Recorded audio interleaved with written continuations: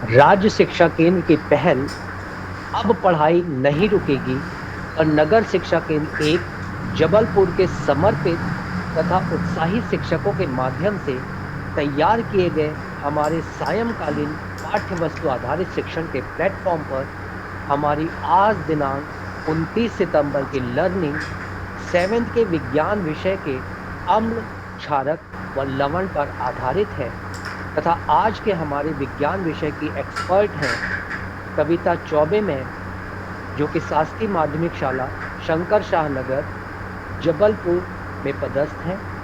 आज की इस बेहतरीन एक्सपेरिमेंटल लर्निंग के प्रारंभ में मैं प्रमोद श्रीवास्तव, विकासखंड अकादमिक समन्वयक, नगर शिक्षा केंद्र एक जबलपुर, आप सभी विषय के जिज्ञासुओं का हार्दिक स्वागत करता हूं।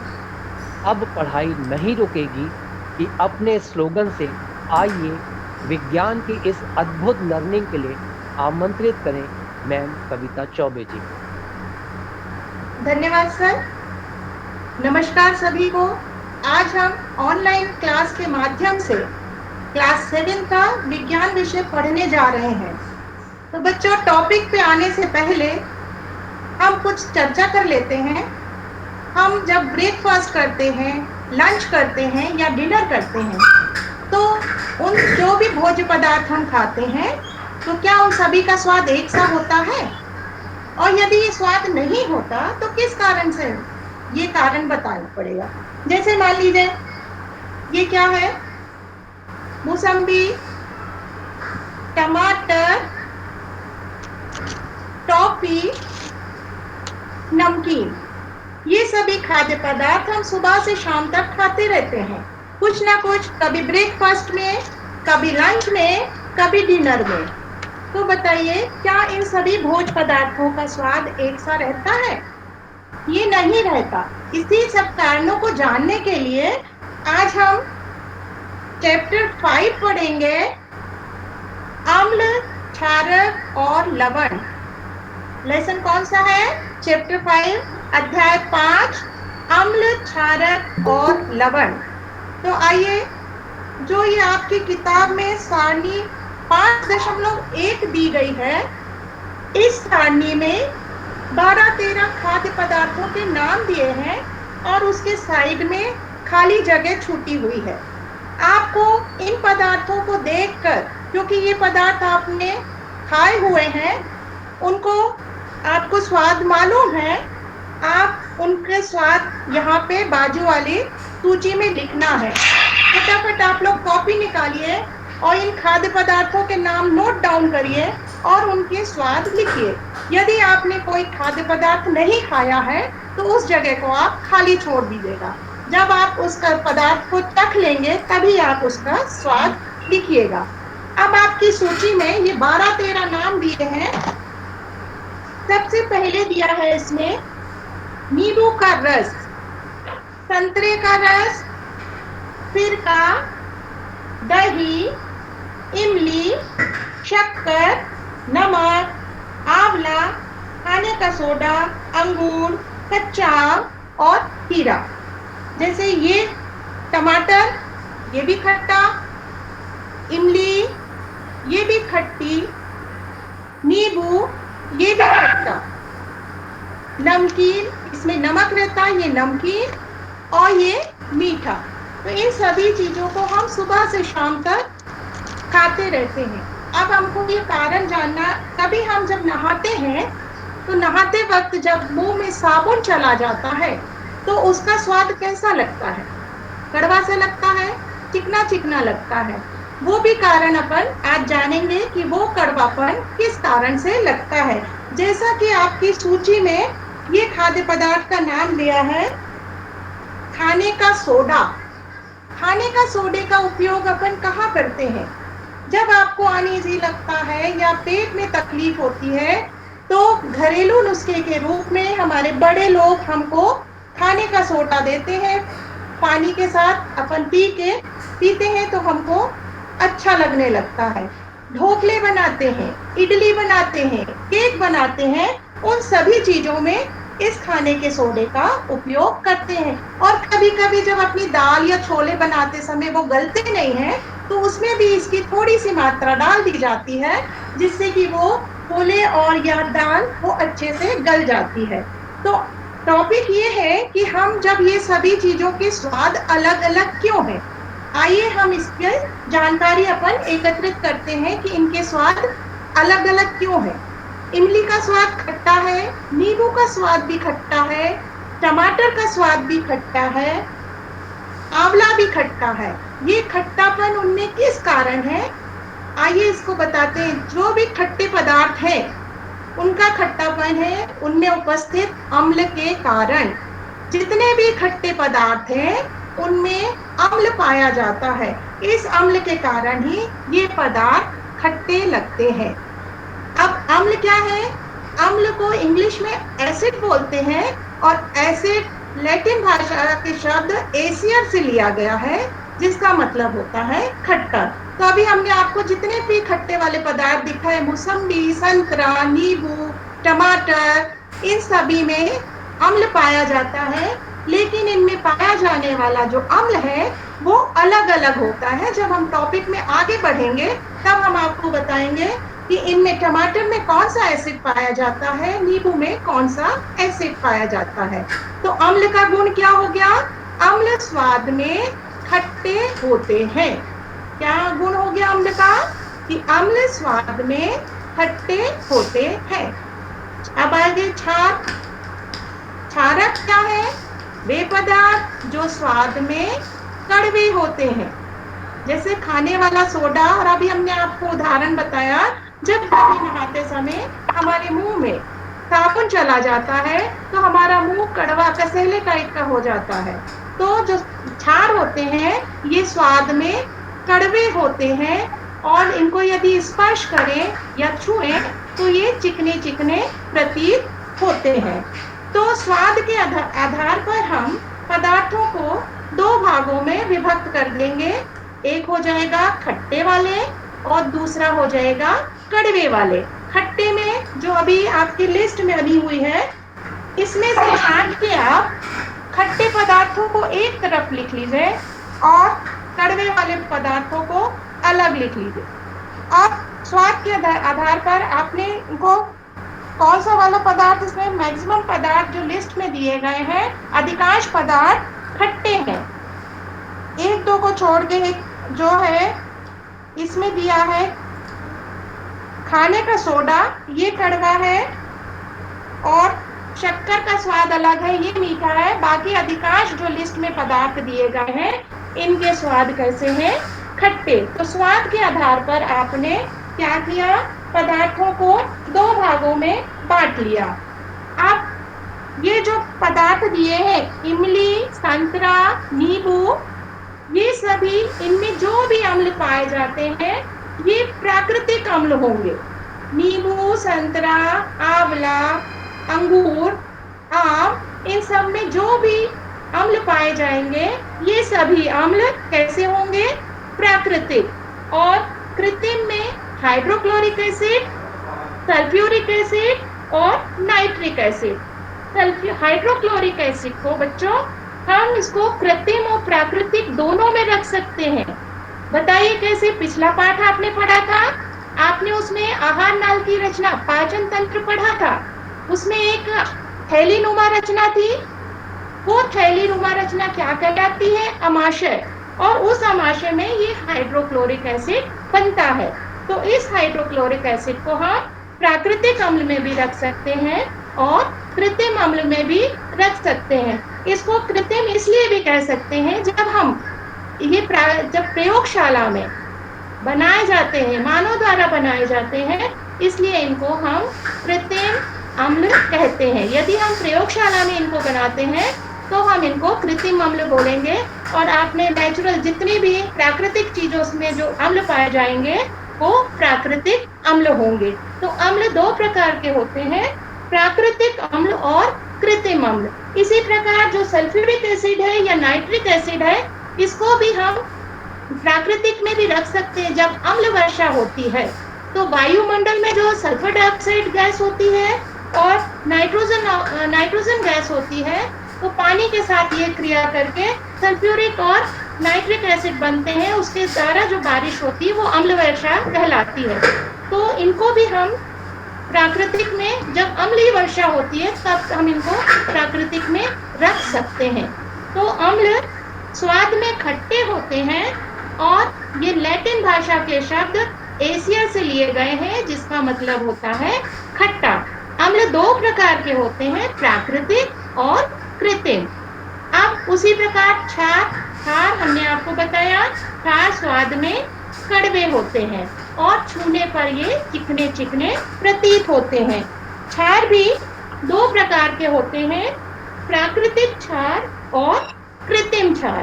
प्राकृतिक क्षार में आ जाएगा चूने का पत्थर, संगमरमर और रीठा। चूने का पत्थर जिससे अपन पुताई के काम आता है, जो वो होता है प्राकृतिक क्षार। ये है चूना, ये है प्राकृतिक क्षार। खाने वाला सोडा, ये भी प्राकृतिक क्षार है। संगमरमर, अपना भेड़ाघाट संगमरमर की चट्टानों के लिए प्रसिद्ध है, उसमें भी क्या है, प्राकृतिक क्षार। रीठा जिससे बाल धोया जाता है, वो भी प्राकृतिक क्षार का उदाहरण है। तो क्षार भी दो प्रकार के होते हैं, प्राकृतिक और कृत्रिम। कृत्रिम सोडियम हाइड्रोक्साइड, पोटेशियम हाइड्रोक्साइड और मैग्नीशियम हाइड्रोक्साइड, जो साबुन बनता है ना, जो डिटर्जेंट है, उन सभी में क्षार पाया जाता है। तो इनके गुणों में, अम्ल और क्षार के गुण आपको क्या पता चले? अम्ल स्वाद में खट्टे होते हैं, जबकि क्षार स्वाद में कड़वे होते हैं और ये स्पर्श करने पर चिकने प्रतीत होते हैं। अब आपने जो उदाहरण देखे हुए अम्ल के, कौन कौन से उदाहरण देखे, इमली, संतरा, नींबू, वो आप उसमें लिख देंगे। प्राकृतिक अम्ल में जो भी पाए जाते हैं वो इसमें उदाहरण में आप अम्ल के लिख देंगे। और क्षार के उदाहरण क्या लिख देंगे? खाने का सोडा और चूना। अब सभी वस्तुओं को अपन खाकर तो देख नहीं सकते, क्या चख के आप उसका परीक्षण कर सकते हैं, बता सकते हैं कि ये अम्ल है या क्षार है? ऐसा करना सही है क्या? नहीं है। क्या कारण है? हो सकता है कि वो पदार्थ विषैले हो, उनको खाने से हमारे शरीर को नुकसान पहुंच सकता है। तो इसके लिए ऐसा क्या करा जाए कि हम इन पदार्थों का परीक्षण कर सके? तो उसके लिए हमें बच्चों सूचक की आवश्यकता पड़ती है। सूचक, जैसे नाम से ही स्पष्ट हो रहा है, सूचक कौन कहलाएंगे? जो सूचना देते हैं। आप लोग ने ट्रैफिक लाइट देखी है कभी? ट्रैफिक लाइट में कैसे कलर रहते हैं? ग्रीन लाइट रहती है, रेड लाइट रहती है, येलो रहती है। वो क्या देता है? यदि रेड लाइट जल जाए तो इसका मतलब क्या? वो रेड लाइट काहे की सूचना देती है? आप रुक जाइए। और येलो क्या देती है? कि सावधान हो जाइए। और जब ग्रीन लाइट होती है तो अपन चलना शुरू करते हैं। तो सूचक जो सूचना दे। तो हम इन अम्ल और क्षार की पहचान कैसे करें? जब हम उनको चख के पहचान नहीं कर सकते तो उनको परीक्षण करा जाता है। किसकी सहायता से? सूचक की सहायता से। तो सूचक क्या होते हैं? जो रंग परिवर्तन द्वारा बताते हैं कि जो ये दिया गया पदार्थ है अम्ल है या क्षार है। तो इन सूचकों की सहायता से हम अम्ल और क्षार की पहचान करते हैं। सूचक भी दो प्रकार के होते हैं, प्राकृतिक सूचक और कृत्रिम सूचक। सूचक भी दो प्रकार के, प्राकृतिक और कृत्रिम। प्राकृतिक सूचक में आता है लिटमस पेपर। अब देखिए लिटमस पेपर क्या आता है? लिटमस पेपर, ये देखिए, लिटमस पेपर की सहायता से हम अम्ल और क्षार की पहचान कर सकते हैं। ये देखिए, ये नीला लिटमस पेपर है और ये है लाल लिटमस पेपर। दिख रहा है बच्चों? ये प्राकृतिक सूचक है, नीला लिटमस पेपर और लाल लिटमस पेपर। इसको प्राकृतिक सूचक है क्योंकि ये समुद्र में पाए जाने वाले लाइकेन पौधे से प्राप्त होता है।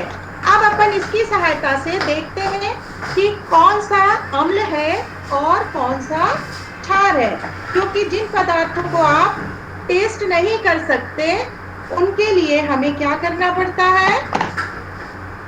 इन प्राकृतिक सूचक की सहायता से हम उनका पता लगाते हैं कि ये अम्ल है या क्षार। हमने आपको बताया था नींबू में क्या पाया जाता है? अम्ल पाया जाता है। तो हम जब ये देखिए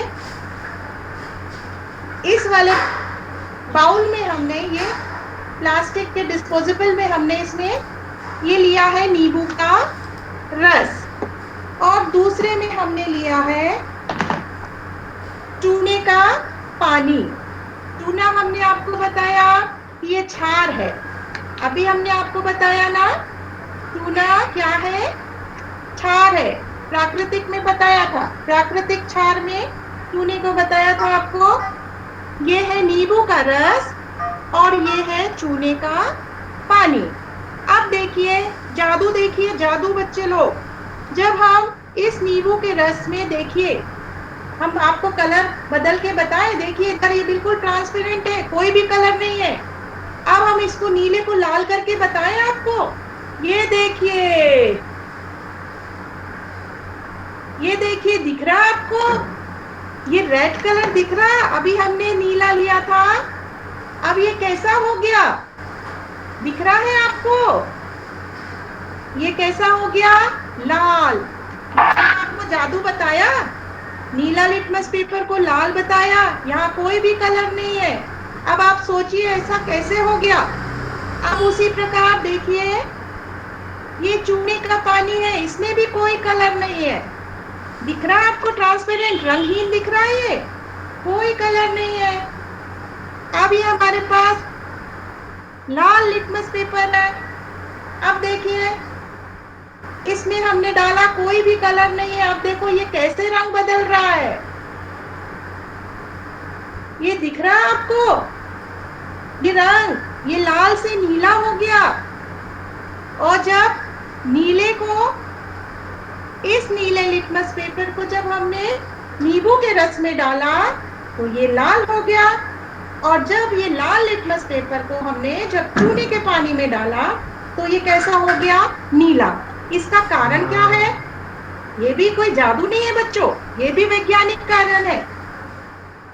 नींबू का रस है अम्ल और चूने का पानी क्या है? क्षार है।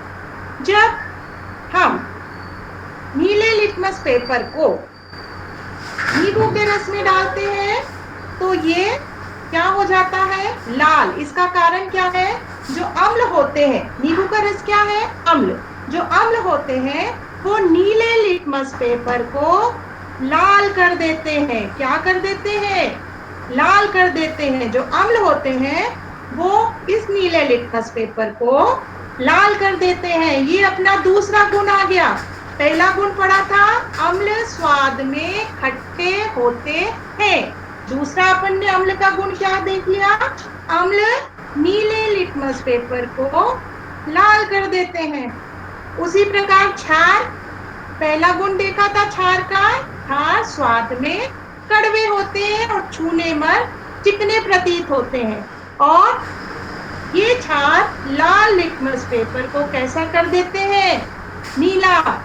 ये उनके गुण हो गए क्षार के। क्षार स्वाद में कड़वे होते हैं और लाल लिटमस पेपर को नीला कर देते हैं। आगे बात समझ में? लिटमस पेपर प्राकृतिक सूचक है, ये लाइकेन पौधों से प्राप्त होता है। तो इनकी पहचान, इसका परीक्षण अपन ने कैसा करा? यदि हम नीले लिटमस पेपर को, ये आपको बताया ना जाए और एक आपको टेस्ट ट्यूब में आपको अम्ल दे दिया जाए, दूसरे में क्षार दे दिया जाए और इन दोनों लिटमस पेपर को दे दिया जाए तो क्या होगा? यदि अम्ल को, यदि लाल लिटमस पेपर को आप अम्ल में डालेंगे तो क्या होगा? कुछ फर्क पड़ेगा क्या? आइए देखते हैं। यदि इनको लाल लिटमस आपको बिना बताए, आपको नहीं बताए ये क्या, ये अम्ल है या क्षार है, और आपको लिटमस पेपर दे दिया जाए कि आप परीक्षण बता के करिए कि ये कौन सा लिटमस पेपर किस बाउल में अम्ल है और किस में क्षार है, तो आप इस लिटमस पेपर की सहायता से टेस्ट करके बता सकते हैं। अब इसमें आप कह सकते हैं इसमें कोई रंग परिवर्तन नहीं हो रहा, इसलिए ये क्षार नहीं हो सकता, क्योंकि क्षार है जो वो लाल लिटमस पेपर को नीला करते हैं। क्षार लाल लिटमस पेपर को नीला कर देते हैं। अब इसमें शायद एसिड लग गया, इसलिए थोड़ा सा रंग परिवर्तित नहीं हो रहा, नहीं वो उसका ओरिजिनल वाला है। ये देखिए, ये लाल है ये। अब देखिए इसका कलर बदल गया। ठीक है, तो लिटमस पेपर की सहायता से हम अम्ल और क्षार की पहचान कर सकते हैं। अब इसको याद करने का तरीका कैसे है, आपको कैसे याद रखेंगे कि कौन नीले को लाल करता है, कौन लाल को नीला करता है?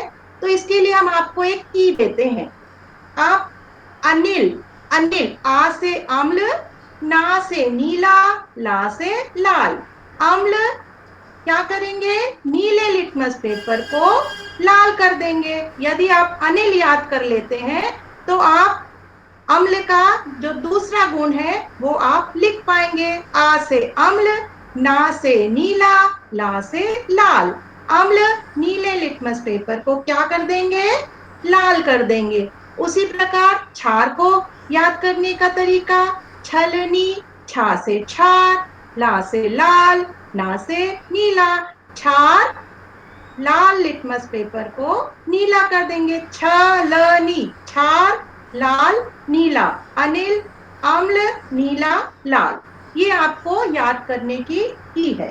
तो अम्ल के आपको अंतर, यदि क्वेश्चन प्रश्न आता है कि अम्ल और क्षार में अंतर लिखिए, तो अम्ल स्वाद में खट्टे होते हैं और क्या करेंगे, ये नीले लिटमस पेपर को लाल कर देंगे। उस क्षार में आप क्या लिखेंगे, क्षार स्वाद में कड़वे होते हैं, छूने में चिकने प्रतीत होते हैं और ये लाल लिटमस पेपर को नीला कर देते हैं। ये आपको हमने, ये कोई जादू नहीं था बच्चों, ये एक रासायनिक क्रिया थी जिसके माध्यम से ये रंग परिवर्तित हुआ। ऐसा जादू आप लोग भी कर सकते हैं। अब ये देखिए, हल्दी भी एक प्राकृतिक सूचक है। हल्दी क्या है, एक प्राकृतिक सूचक है। अब ये देखिए, हमारे हाथ में देखिए ये कलर है, हम इसमें आपको जादू करके बताते हैं। ये आपको इसमें कौन कौन से कलर दिख रहे हैं, येलो और ग्रीन। ठीक है, दिख रहा है आपको, येलो और ग्रीन। अब हमारे हाथ में देखिए कोई भी कलर नहीं है, ये देखिए कुछ भी दिख रहा है, कलर नहीं है, एक भी कलर नहीं है। लेकिन देखिए जादू से कैसे कलर बनता है, इसके बीच में देखिए,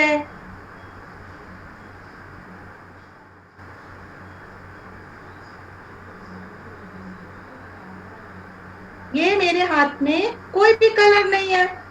अभी आपको हमने पहले ये वाला कार्ड दिखाया था, कैसा था, ये बीच में कोई स्पॉट था ऐसा। ये देखिए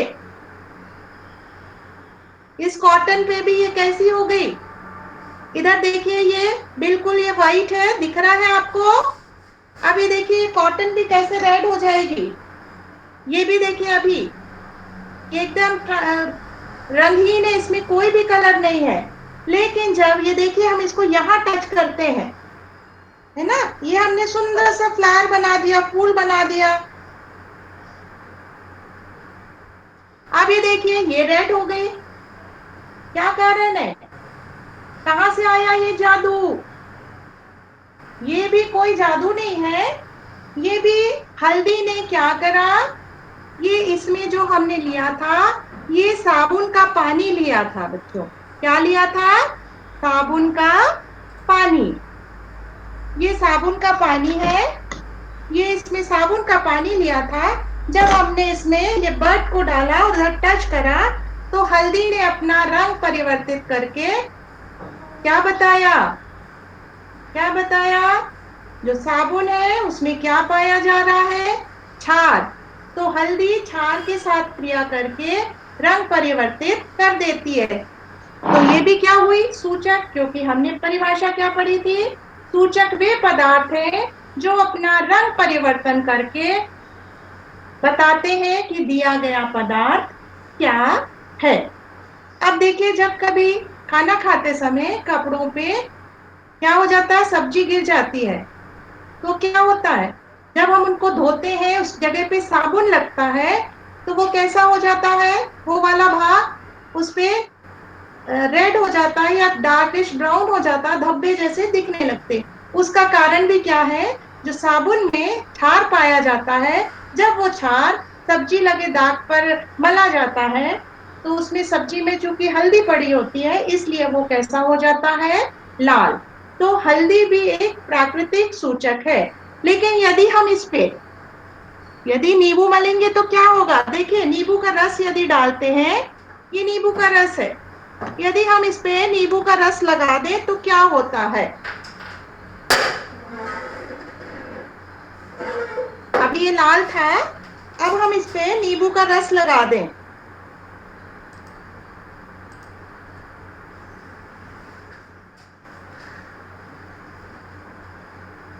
ये देखिए, ये वापस क्या हो गया, कैसा हो गया, ये वापस कैसा हो गया, पीला हो गया। जब हम इसकी क्रिया क्षार से कराते हैं, जब हम इसकी क्रिया क्षार से कराते हैं, अभी देखिए पीला हो गया, हम वापस इस पे साबुन का पानी लगा दें, ये वापस कैसा हो जाएगा,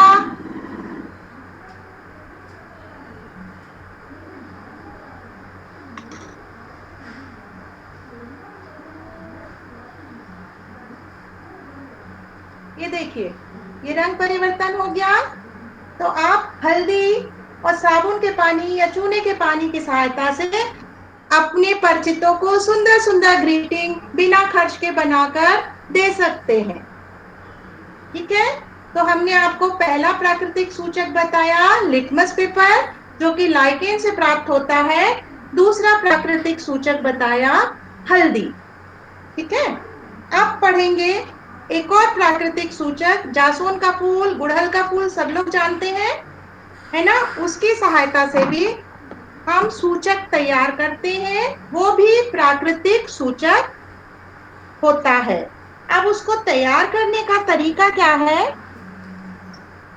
गर्म पानी किया जाता है और उस गर्म पानी में जो फूल की पंखुड़ियों को डाल दिया जाता है और थोड़े समय के लिए उसको छोड़ देते हैं, तो इस प्रकार का विलयन प्राप्त होता है। कैसा विलयन प्राप्त होगा, लाल रंग का विलयन प्राप्त होता है।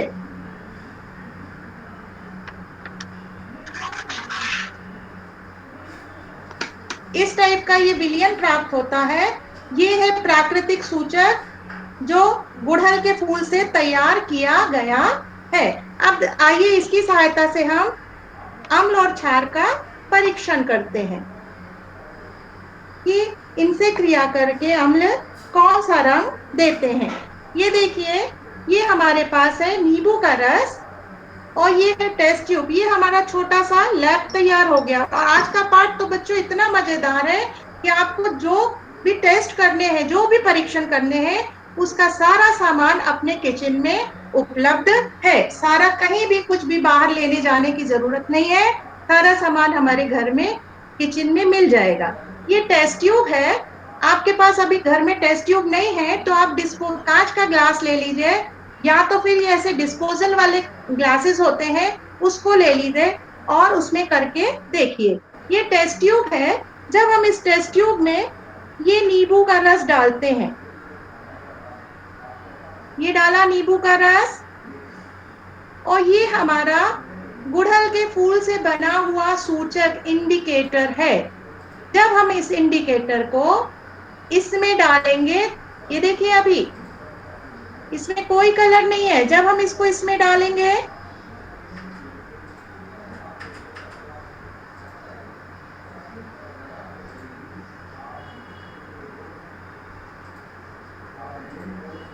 थोड़ी देर रख दीजिए इसको, तो ये वाला जो रंग है ये गुलाबी रंग का आ जाता है।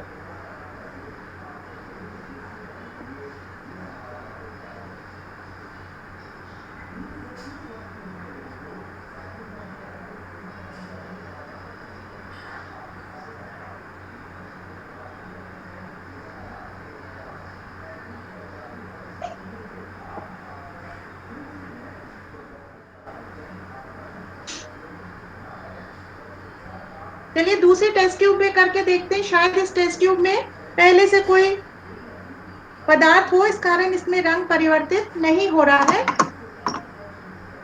हम दूसरी टेस्ट ट्यूब में इसका टेस्ट करके देखते हैं।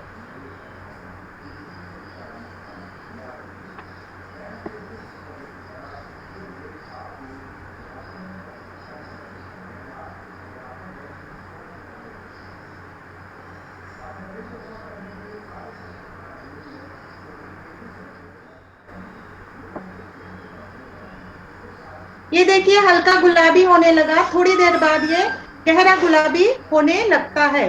तो ये क्या बताता है, जब हम अम्ल में नींबू का रस डालते हैं तो ये मजेंटा कलर देता है। ये गुड़हल के फूल से बना हुआ सूचक है।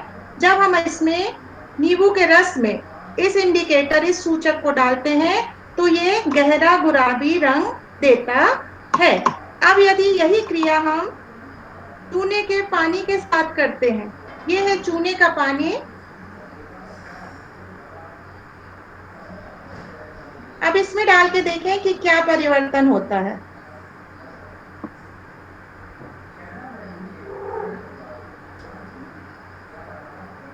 ये देखिए ये हरा रंग आने लगता है। जब चूने के पानी में ये इंडिकेटर डाला जाता है गुड़हल के फूल का, तो हरा रंग आने लगता है। तो जो गुड़हल के फूल से बना हुआ जो सूचक है वो अम्ल के साथ गहरा गहरा गुलाबी या मैजेंटा कलर देता है, और क्षार के साथ वो कैसा रंग देगा, हरा। इसमें देखिए आपकी किताब में एक सूची दी गई है,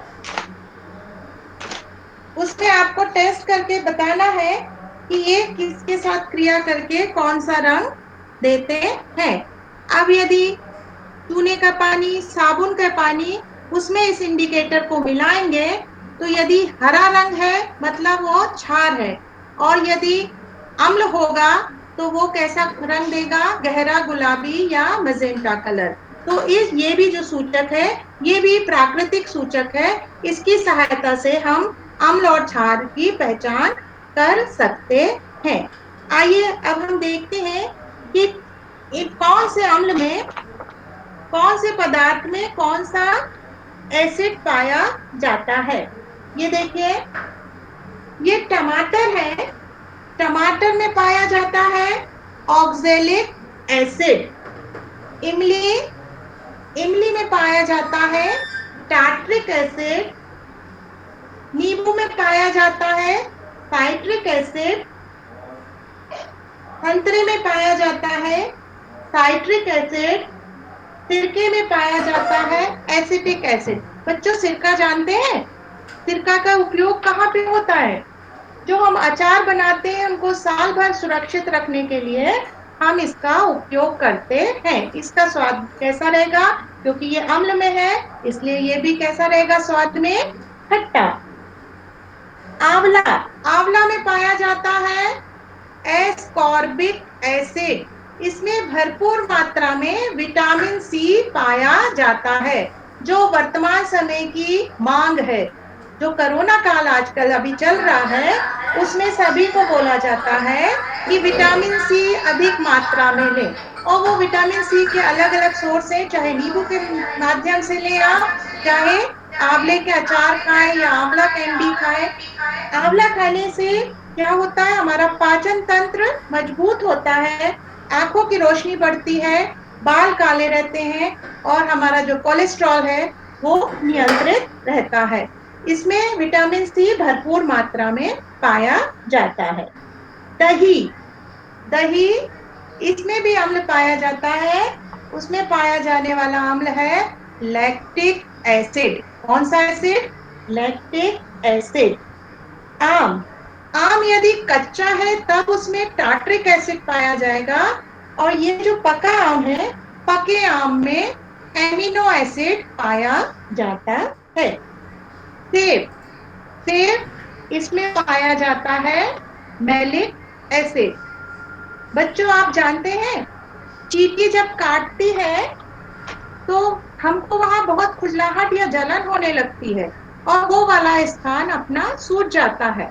उसका कारण क्या है, क्योंकि लाल चींटी में भी एसिड अम्ल पाया जाता है, उसमें पाया जाने वाला अम्ल है फॉर्मिक एसिड। जब वो काटती है तो वो एसिड, जब उसके डंक में वो एसिड पाया जाता है, जब वो काटती है तो हमारे त्वचा में खुजली होने लगती है और वो स्थान हमारा कैसा हो जाता है, सूज जाता है। और उसी प्रकार हमने आपको पहले बताया, हमारे जो एलिमेंट्री कैनाल का भाग है, स्टमक या आमाशय, उसमें भी हाइड्रोक्लोरिक एसिड पाया जाता है। तो हमने सुबह अभी आपको बताए थे, जो ऑब्जेक्ट दिखाए थे, हमने आपको पहले भी बताया था कि ये पदार्थ खट्टे जरूर हैं, लेकिन इनमें सभी में एक समान अम्ल नहीं पाए जाते, सब में अलग अलग अम्ल पाए जाते हैं। और ये सभी अम्ल कैसे हैं, प्राकृतिक अम्ल है। और इनको टेस्ट करने का तरीका भी अभी हमने आपको सूचक के माध्यम से बताया। अभी हमने जो सूचक उपयोग करे इनका टेस्ट करने के लिए अम्ल और क्षार के, ये सभी सूचक कैसे थे, ये थे प्राकृतिक सूचक। अब कृत्रिम सूचक है फिनोक्सिलेन या और मेथाइल ऑरेंज। इनका ये प्रयोगशाला में बनाए जाते हैं और इनका भी अम्ल और क्षार का परीक्षण करने के लिए हम इनका उपयोग करते हैं। तो आइए हम इनका कैसे उपयोग करते हैं ये हम आपको बताते हैं। अम्ल और क्षार का उपयोग करने के लिए जिन कृत्रिम सूचकों की आवश्यकता होती है उनको हम कहते हैं, क्या कहते हैं, कृत्रिम सूचक। इनको लैब में बनाया जाता है और ये है फिनोक्सिलेन और मिथाइल ऑरेंज। उसके बाद आप देखिए, कुछ पदार्थ ऐसे होते हैं जो क्या होते हैं, इनको सूचकों को डाला जाए तो ये कोई भी रंग परिवर्तन नहीं करते, मतलब ये कैसे रहते हैं, उदासीन। अम्ल और जब हम क्षार का टेस्ट करते हैं, और यदि हम आपको नमक का विलयन दे दें या शक्कर का विलयन दे दें, तो उसमें क्या होता है, जब इनको डाला जाता है सूचकों को, तो ये कोई रंग परिवर्तित नहीं करते। तो ऐसे विलयन को हम कहते हैं उदासीन विलयन। क्या कहते हैं, उदासीन विलयन। ये देखिए नमक का पानी है और इसमें हम ये डाल रहे हैं सूचक, प्राकृतिक सूचक। तो देखिए कोई भी रंग परिवर्तित नहीं हुआ, तो ये कहलाएगा उदासीन। शक्कर का पानी हुआ और साधारण ये नमक हुआ, नल का पानी, ये सब कैसे हो गए, ये उदासीन विलयन। अब जब अम्ल और क्षार आपस में क्रिया करते हैं, यदि हम किसी अम्ल की क्षार के साथ क्रिया कराते हैं तो लवण और पानी बनता है और ऊष्मा उत्पन्न होती है। यह क्रिया कहलाती है उदासीनीकरण। जब हम अम्ल की क्षार के साथ क्रिया कराते हैं और इस क्रिया के दौरान लवण और पानी बनता है, तो यह क्रिया कहलाती है उदासीनीकरण। इस क्रिया में ऊष्मा उत्पन्न होती है। उदासीनीकरण का एग्जाम्पल है, देखिए HCl, ये क्या हो गया, अम्ल, hydrochloric acid. HCl hydrochloric acid की क्रिया जब हम सोडियम हाइड्रोक्साइड, सोडियम हाइड्रोक्साइड क्या है, क्षार, सोडियम हाइड्रोक्साइड क्षार, HCl अम्ल, जब अम्ल की क्षार से क्रिया कराते हैं तो NaCl क्या है, लवण, जिसको साधारण नमक बोलते हैं, नमक, NaCl ये लवण और H2O यानी पानी बनता है। HCl हाइड्रोक्लोरिक एसिड की क्रिया जब हम सोडियम हाइड्रोक्साइड, सोडियम हाइड्रोक्साइड यानी क्षार से, जब अम्ल की क्रिया क्षार से कराते हैं तो लवण और पानी बनता है। ये HCl यानी hydrochloric acid, NaOH sodium hydroxide, तो मिलकर ये दोनों बनाएंगे NaCl, सोडियम क्लोराइड, H2O पानी, और क्या निकलेगी, ऊष्मा। ये देखिए जब इसको ये Cl Na से जुड़ जाएगा तो NaCl हो जाएगा HOH, यानी एक H और HCl का एक H, कितने हो गए H? एक और एक दो, तो ये हो गया H2। ऑक्सीजन कितनी है? एक, तो ये हो गई एक, तो H2O। HCl प्लस NaOH, अम्ल प्लस क्षार बराबर लवण और पानी। तो ये क्रिया कहलाती है उदासीनीकरण। अब बच्चों, हमने अभी तक जो भी पढ़ा, अम्ल पढ़ा, क्षार पढ़ा, अब आप घर जाके क्या करिएगा, ये सूचक बनाइएगा और इस सूचक की सहायता से प्याज का, लहसुन का में डालकर उनका टेस्ट करिएगा, क्योंकि प्याज का रस भी कैसा रहता है? खट्टा नहीं है। खट्टा नहीं है तो उसमें क्या है, अम्ल है या क्षार है? इस सूचक की सहायता से ये आप पता करिएगा, बनाइएगा और हमें बताइएगा कि प्याज में अम्ल है या क्षार, लहसुन में भी अम्ल है या क्षार। अच्छा, कॉफी, कॉफी का कलर कैसा है? ब्राउन है ना, भूरे है, और स्वाद में भी वो कड़वी है। अब आप इसको भी ज्ञात करिएगा कि कॉफी की प्रकृति अम्ली है या क्षारी। इन सभी का, और आप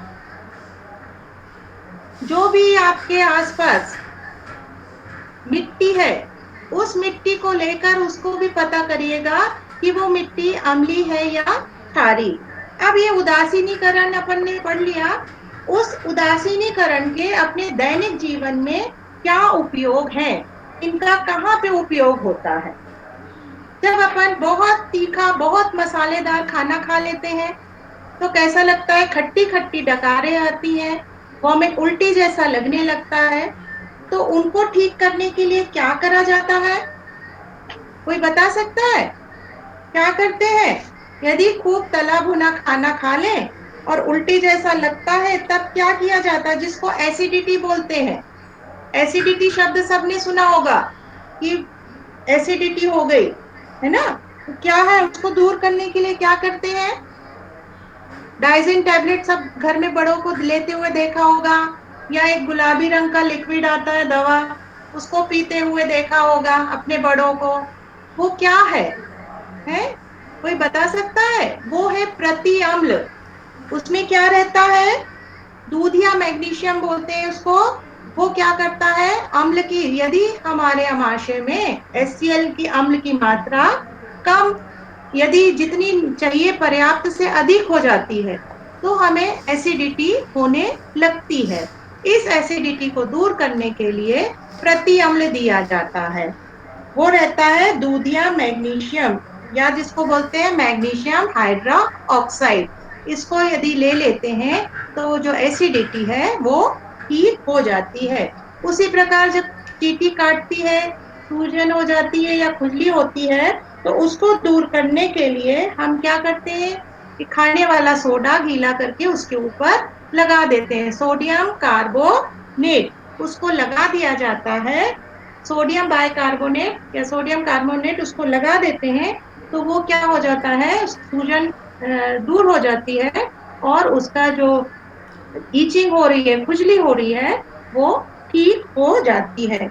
उसी प्रकार मृदा का, मिट्टी का उपचार करने के लिए, यदि मिट्टी अधिक अम्ली है तो क्या हो जाएगा? उत्पादन, फसल का उत्पादन ठीक से नहीं होगा। तो उसको ठीक करने के लिए उसमें क्या डाला जाता है? क्षारकीय पदार्थ डाले, कैल्शियम ऑक्साइड का उपयोग करा जाता है मिट्टी की अम्लीयता को कम करने के लिए। और यदि मिट्टी क्षारीय है तो उसमें हम जैविक खाद या कंपोस्ट खाद का उपयोग करके उसकी क्षारकता को दूर करते हैं। हमारे शरीर में भी DNA सुना होगा बच्चों, DNA सुना है, रहता है ना डीएनए। डीएनए क्या है? क्या नाम है उसका? डीएनए का फुल फॉर्म क्या है? डी से डीऑक्सी राइबो न्यूक्लिक एसिड। ये भी अम्ल है। इसकी सहायता से ही हमारे आंखों का रंग, हमारा रूप रंग इसी डीएनए पर ही निर्भर करता है। DNA deoxy ribo nucleic acid. आपकी किताब में ये पीछे दिया हुआ है, इसको आप अच्छे से पढ़ लीजिएगा। जितने जितने भी आपके ये नीले बॉक्स में जानकारी दी गई है, इनको आप ध्यान से पढ़िएगा। और आपका प्रोजेक्ट क्या है, आप 5 फलों को टेस्ट करिए और उनमें पाए जाने वाले अम्लों के नाम लिखिए। अम्ल और क्षार में अंतर क्या है वो बताइए। अब आगे का टॉपिक, इसमें यदि आपको कुछ समझ में ना आए तो आप हमसे पूछ सकते हैं। और ये प्रयोग बच्चों घर में जरूर करके देखिएगा। ये आपको खुद करके देखेंगे तो आपको बहुत अच्छे से पाठ समझ में आएगा। अब नेक्स्ट टॉपिक में हम आपसे नेक्स्ट वीक मिलते हैं। धन्यवाद, नमस्कार।